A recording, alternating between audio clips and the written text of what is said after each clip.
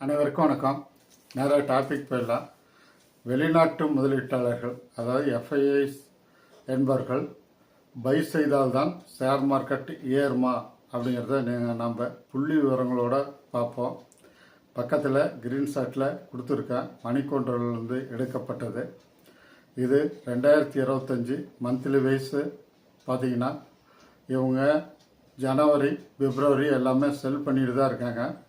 ஜனவரி 2025 பார்த்தீங்கன்னா இவங்க 87,375 கோடிக்கு விற்றுள்ளார்கள். அதே சமயத்தில் பிப்ரவரி 2025 பார்த்தீங்கன்னா 58,988 கோடி விற்றுள்ளார்கள். இது ரெண்டையும் சேர்த்து பார்த்தீங்கன்னா 1,46,363 கோடி இவங்க விற்றுள்ளார்கள். அதே சமயத்தில் மார்ச்லேருந்து இப்போ மே மாதம் வரைக்கும் 3 மாதமாக அவங்க பை பண்ணிட்டு தான் இருக்காங்க. மார்ச் 2025 2014 கோடி வாங்கியுள்ளார்கள். ஏப்ரல் 2025 2,735 கோடி வாங்கியுள்ளார்கள். மே 2025 18,222 கோடி வாங்கியுள்ளார்கள். மொத்தம் வந்து பார்த்திங்கன்னா 22,971 கோடி இவங்க வாங்கியிருக்காங்க அந்த 3 மாதத்தில் மட்டும். ஜனவரி பிப்ரவரியில் பார்த்தீங்கன்னா நிஃப்டி ஏறக்குறைய 22,000 பாயிண்ட் இருந்தது. இப்போ பார்த்தீங்கன்னா மார்ச் 2025 டு மே 2025 வரைக்கும் ஏறக்குறைய ஒரு 3,000 பாயிண்ட் ஏறி இப்போ 25,000 பாயிண்டில் இப்போ நிஃப்டி ஊசலாடி கொண்டு இருக்கிறது. எனவே இதிலிருந்து தெரிந்து கொள்வது என்னவென்றால் இப்போ ஏறக்குறைய 23,000 கோடி பை பண்ணதுக்கு எஃப்ஐஎஸ் பை பண்ணதுக்கு 3,000 பாயிண்ட் ஏறுகிறது என்றால் இவங்க இன்னும் 1 லட்சம் கோடி ஏறக்குறைய 1,23,392 கோடி இந்த வருஷத்தில் மட்டுமே செல் பண்ணியிருக்காங்க. டிஃப்ரென்ஸு இதனுடைய டிஃப்ரென்ஸ் பார்த்தீங்கன்னா 1,23,392 கோடி. இதில் வந்து 1 லட்சம் கோடிக்கு எஃப்ஐஎஸ் பை செய்தால் கூட நிஃப்டி 30,000 தாண்டிடும்.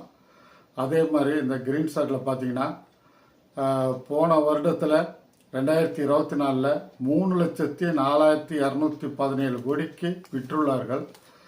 இது வந்து பை செய்யலனா கூட பரவாயில்ல. இப்போ தற்போது அவங்க 1 லட்சம் கோடி பை செய்தாலே நம்ம நிஃப்டி வந்து 30,000 தாண்டி போயிடும் அப்படிங்கிறது தான் நிதர்சனமான உண்மை. இப்போ டிஐஎஸ் பார்த்தீங்கன்னா mutual fund and government institution and LIC இந்த மாதிரி நிறுவனங்கள்லாம் எவ்வளோ வாங்கினாலுமே அந்த நிஃப்டியை ஏற்ற வைக்க முடியவில்லை. அதனால் எஃப்ஐஎஸ் கையில் தான் நம்ம இந்திய நிஃப்டி ஷேர் மார்க்கெட் எதிர்காலமே இருக்கிறது என்பதை புரிந்து கொள்ளுங்கள். கண்டிப்பாக நம்ம இந்தியா வளர்ந்து ஒரு நாடு. எனவே எஃப்ஐஐஸ்க்கு வேறு இடத்துல முதலீடு செய்வதற்கு ஏதுவாக எந்த நாடுமே இல்லை. அதனால் நம்ம இந்திய நாட்டில் தான் அவங்க முதலீடு செய்தாக வேண்டும். நிறைய முதலீடுகள் இங்கே இருக்கிறனால மேலும் மேலும் அவங்க முதலீடுகளை வந்து செய்து ஆவரேஜ் செய்வார்கள்.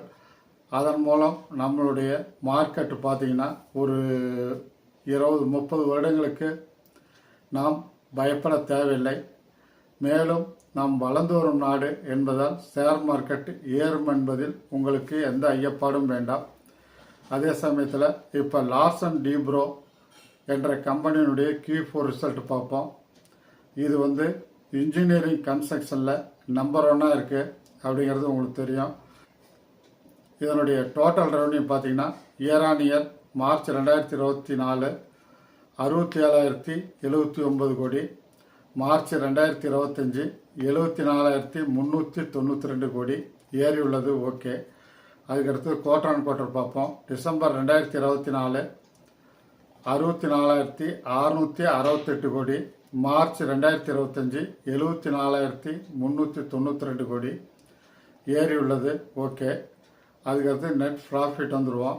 இயர் ஆன் இயர் மார்ச் 2024 5,003 கோடி, மார்ச் 2025 6,333 கோடி ஏறியுள்ளது. ஓகே. அதுக்கடுத்து குவார்டர் ஆன் குவார்டர் வந்துடுவோம். டிசம்பர் 2024 பார்த்தீங்கன்னா 4,001 கோடி, நெட் ப்ராஃபிட் அதிகரித்துள்ளது. மார்ச் 2025 6133 கோடி ஏறி உள்ளது. ஓகே, இப்போ நெட் ப்ராஃபிட்டும் ஏறி இருக்கு, டோட்டல் ரெவன்யூவும் ஏறி இருக்கு. அதுக்கடுத்து இபிஎஸ் பார்த்தீங்கன்னா year on year March 2024 31.98, March 2025 39.98 ஏறி உள்ளது. ஓகே.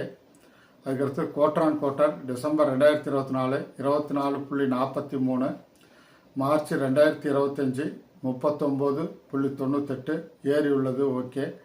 இதில் பார்த்தீங்கன்னா total revenue, net profit, EPS இது மூணுமே year on year quarter on quarter ஏறி உள்ளது.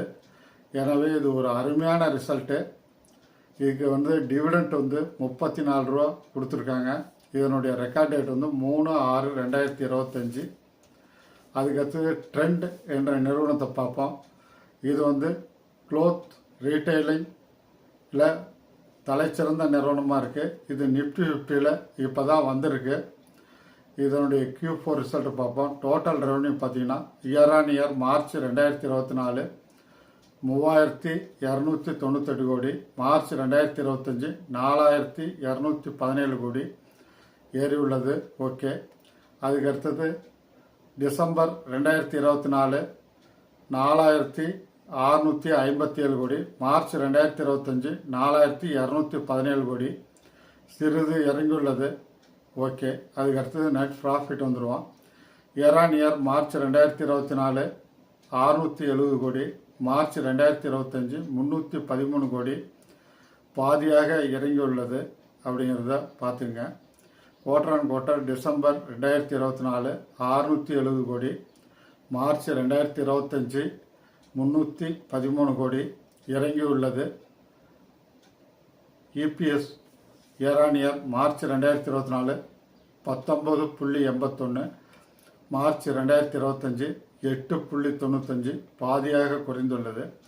அதுக்கடுத்தது quarter on quarter December 2024 13.99, March 2025 8.95, இது குறைந்துள்ளது.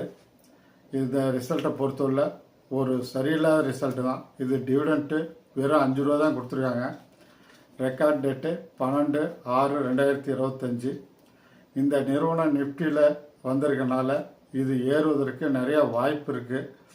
இந்த குவார்ட்டரை பொறுத்தவரை சரியில்லாத ரிசல்ட்டை கொடுத்துருந்தாலும் அடுத்தடுத்த குவார்ட்டரில் நல்ல ரிசல்ட்டை கொடுப்பாங்கங்கிறத நாம் எதிர்பார்க்கலாம். அதனால் நீங்கள் கன்சிடர் பண்ணுங்கள். இது ப்ளஸ் பாயிண்ட் என்னென்னா ரெண்டுமே நிஃப்டி 50ல் இருக்குது அப்படிங்கிறதா ஒரு சிறப்பு. அதே சமயத்தில் இது பிடிச்சிருந்தா லைக் பண்ணுங்கள், சப்ஸ்கிரைப் பண்ணுங்கள், ஃப்ரெண்ட்ஸ் அண்டு ரிலேட்டிவ்க்கு ஷேர் பண்ணுங்கள். நீங்கள் பெல் ஐக்கானை அப்படியே தட்டி விடுங்க. அப்போ தான் நான் போடக்கூடிய வீடியோக்கள் உங்களுக்கு அடிக்கடி சேரும். இதன் மூலம் நீங்கள் பலனை அனுபவித்து நீங்களும் செல்வந்தராகலாம் அப்படிங்கிறதான் இந்த சேனலுடைய நோக்கம். அதே சமயத்தில் பழைய வீடியோக்களை டைம் இருக்கும்போதெல்லாம் பாருங்கள். மனதை வலிமைப்படுத்துங்க. மனதை வலிமைப்படுத்துவதன் மூலம்தான் நீங்கள் எல்லா ஆரோக்கியத்தையும் பெற முடியும். பண ஆரோக்கியம், மன ஆரோக்கியம், அதே சமயத்தில் உறவுகளையும் நீங்கள் சரியாக பேண முடியும். நீங்கள் மனதை வலிமைப்படுத்தாமல் எந்த ஒரு காரியமும் செய்ய முடியாது அப்படிங்கிறத நீங்கள் புரிஞ்சுங்க. அடுத்த காணொலியில் நான் சுவாரஸ்யமான விஷயங்களுடன் உங்களை சந்திக்கிறேன். நன்றி, வணக்கம்.